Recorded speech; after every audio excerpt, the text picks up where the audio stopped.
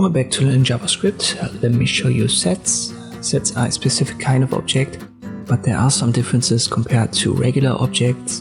One is that the values inside can only occur once. It's basically an ordered list. We also have different methods for sets. The way to create one is to use const, give it a name, for example letters, set it equal to the keyword new, and then set using regular brackets. So we've created a set called letters and it's empty for now.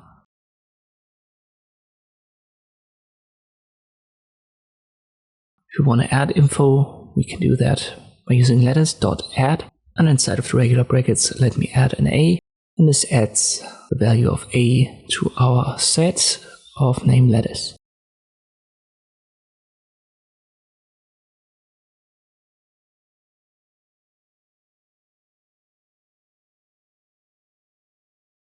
Let me add B and C.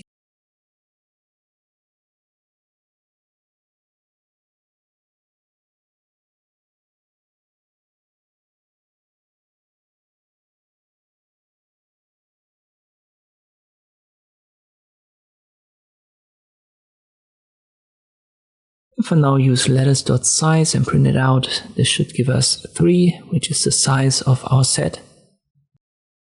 So we've added 3 values, A, B, and C. If I add a letter of Z, it should be 4.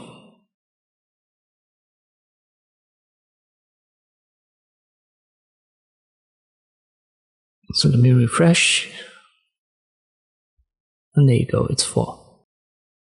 And if I leave out the dot size, this returns an object set. That is simply the type of what we've created here for our letters. It's an object, and as I've said, a set is a specific kind of an object.